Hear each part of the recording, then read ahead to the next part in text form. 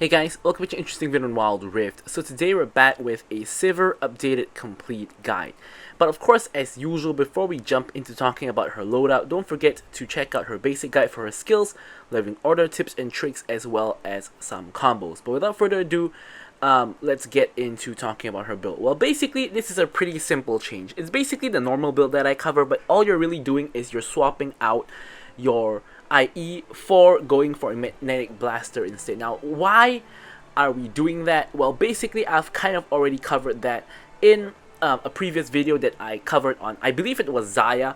I will also put that video up in the cards above, so you guys can check out the explanation for that. But essentially, basically, IE is like pure damage, whereas Magnetic Blaster is attack speed as well as the additional range. And basically, surprisingly enough, which I could not really believe this, you don't actually really lose out on that much damage by going for Magnetic Blaster instead of IE. So on certain champs, like the Xayah, like the Sivir, you do actually want to go for Blaster instead of IE, which really surprised me, and it's just very surprising. So not too much to explain about the build, honestly. You first start off with the Gluttonous Greaves as usual for the AD as well as the Omnivamp. Then you go into Bloodthirster, which in my opinion is still the strongest ADC item you can get. Lots of AD, physical vamp, as well as bonus stats when you're high on health. The only time you want to switch this out for maybe a shield bow over here is if you're against a very heavy assassin team, in which case probably is not a good idea to play Sivir anyway. Next up, you want to go for Navori, and the reason when you go for that is you can get lower cooldown on all of your spells, like your spell shield, like your W to bounce more enemies, and even your Q as well. So basically, Sivir is an auto attack reliant champion, but her spells also all play a decent role in her kit. So you do want to get the quick blades. This is where you then go into your blaster. Of course, as I mentioned, you get extra attack speed as well as the bonus range, which helps out a lot with, again, Sivir has really low range, so helps out a lot with her range issues and also helps her to attack more quickly, which again increases her DPS.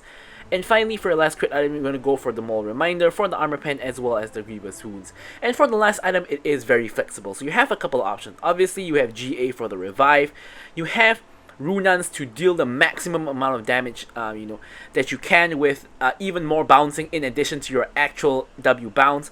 IE as the last item is an option as well. Again, you could increase your crit damage with IE as the last item. I like Black Cleaver as a really strong last item option because it gives you the defensive stats of health, but at the same time it gives you amazing armor shred. I normally only go for this against teams that are really tanky, like they have 2 to 3 huge front lines. Think of it like maybe a set Mundo, something like that. 2 of them in the same team, then maybe a Black Cleaver could be the way to go. If you're into heavy AP, Maw is going to be really good. And again, Crown is always an option against a heavy burst team. But honestly, I've never actually gone for it myself. But I always know it's always an option. Now for the runes, Kraken Slayer is normally the best option because it gives you some kind of laning phase power. Sivir is one of the worst laning phase marksmen in the game. And Kraken Slayer just kind of helps her out with a laning phase. It also is kind of useful in the later stages of the game, but really it kind of covers her weakness that Sivir's single target damage is pretty bad, but she's really good in team fights and doing damage to a lot of people at the same time. So this kind of just covers up her weakness of being a poor single target champion. Now of course you could double down on her team fight power by going for Lethal Tempo or Conqueror, but personally I just prefer Kraken Slayer to try to cover up her weakness instead of doubling down on her strength. So Brutal, of course, you are an ADC that auto-attacks a lot, so you want to go for that. Giant Slayer, obviously, because a lot of people have bonus health in the game, and this is going to be the rune that gives you the most damage in this slot. Legend Alacrity for a little bit faster attacks, because you don't really have too much attack speed in your build, so this is going to be very handy. Whereas you do have, of course, 2 forms of healing early on already. Of course, Bone Plating for the defensive stats, and you want to go for Flash as well as Ghost for majority of matches because you are very reliant on movement speed to kite in and out of fight, so Ghost is really helpful. However, in some matches where there are multiple assassins and stuff, you do want to go for the Exhaust instead. But with all that out the way, let's jump into talking about her gameplay. Alright, so now we're hopping into the gameplay. Now as usual, of course, don't forget to like, comment, and subscribe. Any questions, queries, or remarks, feel free to leave them in the comments below, and I will of course be sure to address them. So hopping right in, as I kind of mentioned in the build section of the video, Sivir is kind of one of the weakest laning phase champions, out of all ADCs. There's not too many champions that's weaker than Sivir. In fact, you could even argue that someone like Vayne is stronger than Sivir, because at least Vayne has single target damage, and if like someone goes on top of you, you can at least kind of try to fight back or even push them away. But with Sivir, you can't push them away and you can fight back, but you do really little single target damage. So you're likely gonna lose the trade or lose your life. So really, it's kind of not good. So the main way Sivir wants to play in laning phase is you really don't want to fight unless the enemy team does something stupid, they make a mistake, they step up, or they take a lot of poke, something like that. If you assume the opponents are playing well, then really all you want to do is to farm minions. So there's two ways of doing this. Number one is you can let them push in and you can clear minions under your tower where it is technically safer for you unless you think you can get dived. Or number two, you can take the opposite approach, which is you use your W and your Q to push out the minions yourself and make them farm under tower while you're just waiting for the next wave to come in. Now the problem with this one is sometimes the minion wave could be frozen outside their tower, which would then mean that you're gonna have trouble, of course, getting those minions into their tower. So here you can see Ashe and Lux are playing not as aggressive as they should, and here you can see Nami hits a nice bubble, so we actually get a good trade onto Ashe, and you can see here that we're not overstepping and we're not chasing her down because, you know, we do win the short trade because of our Kraken Slayer, but in the long trade we don't really win because Sivir, again, single target damage is kind of trash. So we're happy to take a nice trade. We get our wave nice frozen outside our tower and we can just farm over here while the enemy team is forced to step up and, you know, farm against us. Of course, our jungler is nowhere nearby. He's actually cleared blue side into red, which is kind of a strange clear, but he's not going to be here to gank us unless Pantheon ults into the lane. Which, of course, he doesn't have ult yet. But other than that, we're just keeping the wave here and farming where it's safe for us. So I prefer the freeze minions outside tower kind of approach for Sivir to just kind of farm over here. Now, honestly, if the if the Lux and Ashe were a little bit better players, they would be trying to shove the wave in harder, and they would be trying to abuse me while I'm trying to CS or something like that, because you can abuse Sivir's weak damage as well as her poor range in order to, of course, get advantages in lane. The fact that I'm like at high health is kind of a problem now. Speaking of which, I get engaged on, and Gwen actually comes in for a gank as well. I get ignited, but thankfully I managed to survive with the help of my flash. I just popped the spell shield just in case some random spell comes flying at me. Although at this point Lux doesn't actually have ult, so and Ashe doesn't either, so that's kind of unlikely. But I was like, you know, let me just spell shield in case they get their ult off a minion or something like that. But thankfully that doesn't actually happen. Because if you take a look at my XP, it's almost to level 5. And if you take into account that they're getting a little bit more minions than me because they crashed the wave, they were actually pretty close to level 5. So I didn't want to take the risk that they level up to level 5 off of a minion. So I popped the spell shield. Anyways, doesn't quite matter. We're going to get the spell shield back anyway. So we do manage to survive with the help of our flash. And something that I usually cover that I didn't here is what support you want to play Sivir with. Well, essentially it's really not that important. You just want a support that can get you through lane. So normally I guess you could say Enchanter is better because if an engager goes in for you, you can't really kill people, so it's not really the best. But of course, when you get to late game, having an engager to engage for you is actually going to be an okay thing because you can start team fights and you can win them. But yeah, I think having a healing support is going to be a lot more useful here. Ashe arrow gets sidestepped. Nice engage by the Nami. I'm going to just run down this Lux and finish her off. Now with our ult, we can chase Ashe. Ashe flashes over the wall. We're going to just run here manually. We hit the boomerang into a couple of autos, and we do actually pick up the kill onto Ashe. So as I said, unless the enemy team makes a mistake, it's hard to get a kill. So here, the enemy team did make a mistake. Ashe missed the arrow, key cooldown missing, and they both get hit by the wave, Nami into the Nami bubble, and allows us to get basically a free kill on the Lux without really expanding very much resources. And with the ulti, we chase down the Ashe, and we are able to actually land a really clutch boomerang to dish out enough damage for us to be able to kill her with 2 more autos. So pretty insane, beautiful start to the game for Sivir. As I said, as someone who's weak in the early game, Sivir generally does not really get too many kills in the early game. You're happy to go past laning phase being at 0-0-0. So long as you don't die, a lot of this like similar concept to like Vayne or Kai'Sa, if you don't die in lane, that's already good enough. Like, you're gonna scale relatively well, you're gonna be insane in team fights. You don't actually need to kill anybody to really be useful. So now the fact that we've got kills puts us in a super amazing position. We sidestep the root, and we're kind of running down the Lux, and we get another kill. Aurelion Sol actually comes in. We're gonna have to flash away again, so thankfully the flash has come back up ever since the gank that came in from the Gwen. And now with the flash, we can escape with our lives again. Now here the wave is crashing into a neutral position. Ashe, I think, backed as well, so we are okay with that. Wave being in a neutral position is fine. Gwen actually picks up the dragon in a jiffy, and Pantheon is going for the herald, but he does start it extremely late, so Gwen is actually pathing down to contest. In the meanwhile, I'm headed back to lane to catch the wave, of course, and we know that Lux and Ashe are both missing, so they could possibly be both roaming. We can see Lux on the mid wave now, she's roaming, so at most Ashe is going to be here.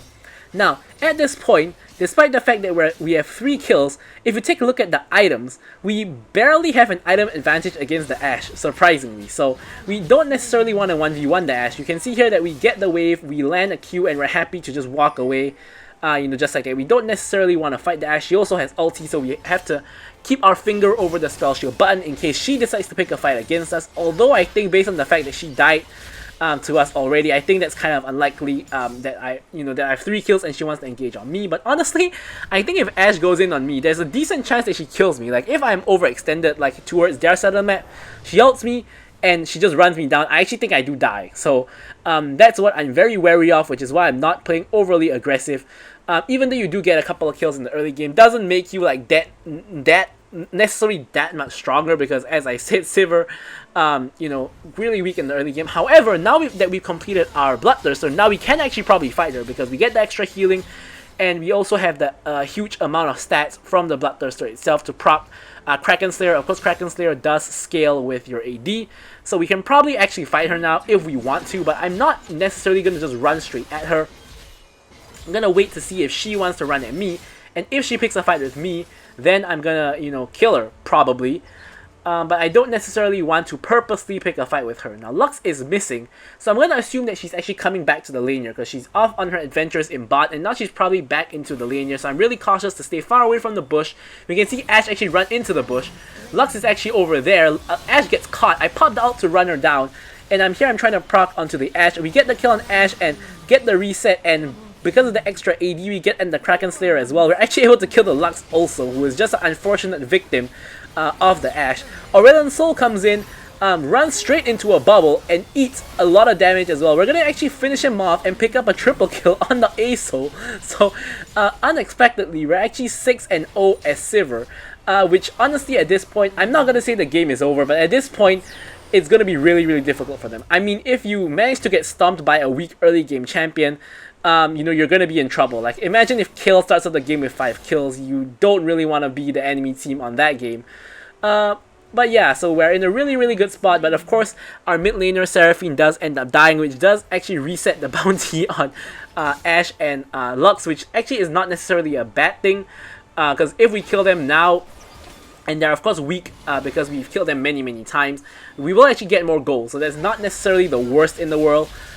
Yeah, so here we're clearing out the mid wave, and honestly, we gotten the top tower, so we actually want to stay mid to get waves, push towers, and rotate to wherever we want on the map.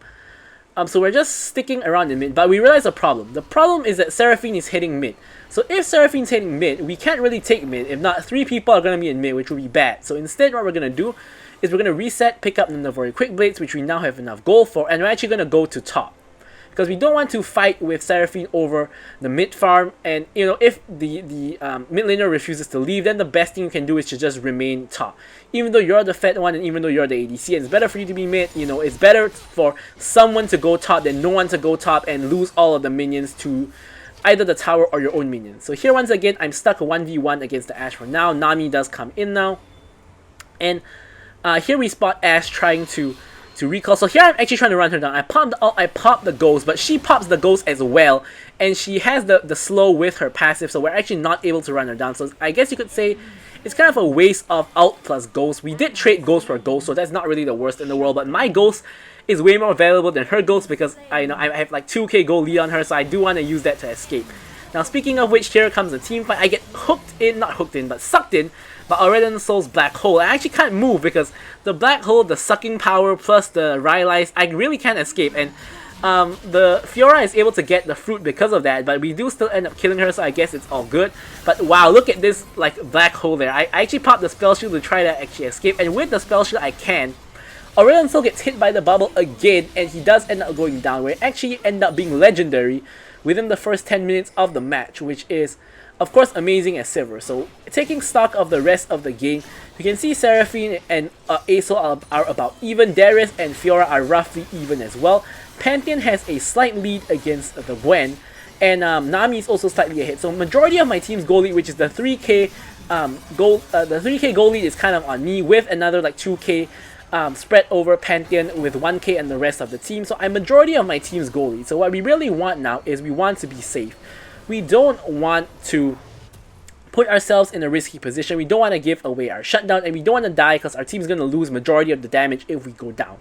So this is another reason why having the blaster is really good, because you get the extra range because of the blaster, and you can stay in a safer position compared to if you had IE and you have to go up and auto attack, which will put you more at risk of dying.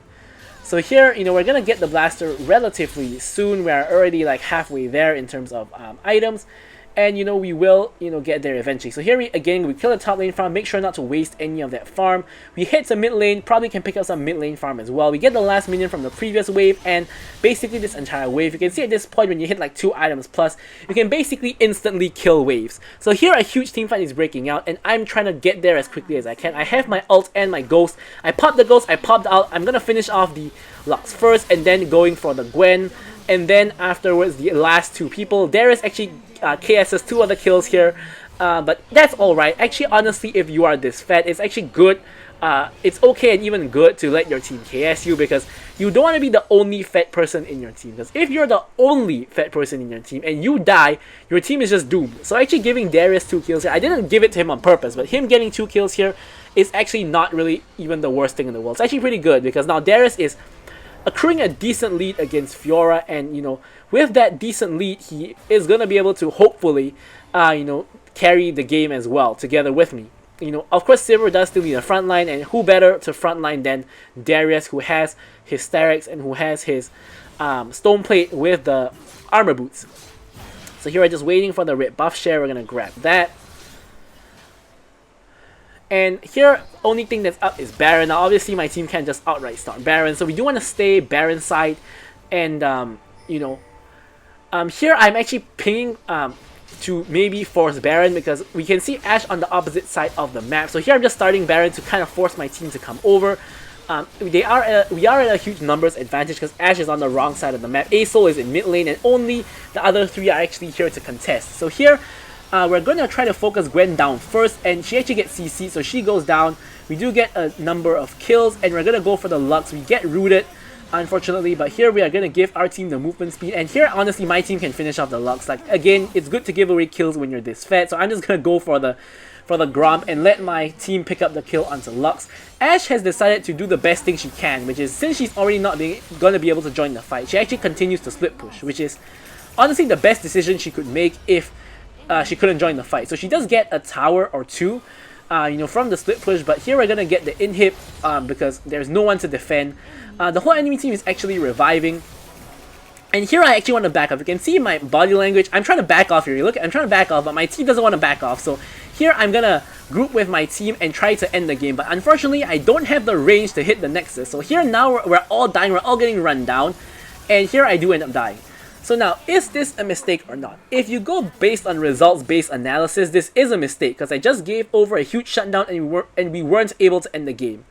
And the safer play in my eyes is to always go for the reset and not go for the end. Like, go for the reset and, of course, go for the end when it's safe to do so. However, I have been in numerous games where I thought that my team couldn't end, but it turns out later on that if I was there, we could have ended, because the Nexus was like 400 HP, and if I was there to just give like 5 auto attacks, we would have actually ended the game, and we end up losing that game, and I know it's my fault for not being there to end the game. So here I decide to actually commit to my team's decision of trying to end the game. So we do commit to the decision, but we do end up dying, so overall no regrets on my part. Aesol gets caught out again by Nami, and we get another free kill onto Aesol.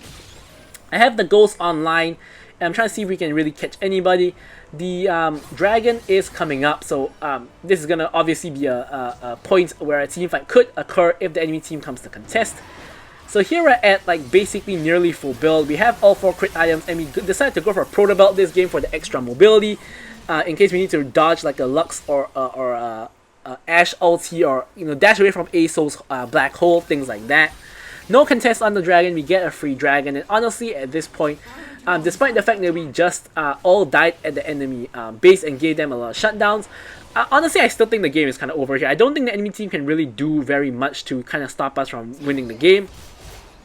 I'm trying to get towards my last item, and in this particular match, I'm actually going to go for a Maw, because in this match they have 3 AP sources, Gwen, Asol, as well as Lux, and Asol and Gwen do scale very well, so even though they're not doing very well, they will scale and end up doing a lot of damage. Asol and Gwen are both actually at 3 items, so they're going to start doing quite a bit of damage now. So I'm going to go for that Maw to try to block the magic damage, and we have a Hex Drinker in our pocket now. So here we can see Ashe and Fiora split pushing in top lane. Darius is going to put a stop to that. We're just pushing mid and keeping pressure there. Now we're trying to go to bot to push, because we already got mid inhib, so it's not very valuable to continue pushing mid, because we don't really have a tower that we can take there, and we also can't end the game. So here we're just going to go ahead and push bot. Meanwhile, Fiora and Lux are in the top side. We can see Ashe, Asol, and Gwen, now we know, are in the bot side. Gwen actually comes in from a flank, doesn't dare to go in on us. We're just trying to kite them out. We have the ulti down, and she gets caught by the bubble. I'm in a 1v1 auto attack battle against Ashe, and we're fed enough that we actually win it. But you can see how close we were to losing the 1v1 auto attack battle despite being 14-1 and Ashe being 2-4. Like, that's insane. Like, think about the fact that we're 5k gold up on Ashe, and we can't just instantly kill her. Like, she almost kills us, in all honesty, and she only has 3 full items, whereas we are at 4.5 items, which is completely bonkers. That's how bad Sivir is at 1v1ing people. Like, if I wasn't this fed, I would have just lost the 1v1 against Ashe, so that's kind of sad. But that's the way Sivir works, of course. She does a lot of damage in team fights, but not a lot in 1v1s. So here we're going to take down the inhibitor tower, and with the whole enemy team dead except Fiora, this should be, the end of the game, and we do end up closing out the game. So I'm going to leave you guys with the stats as usual. Thank you guys so much for watching the video, and goodbye.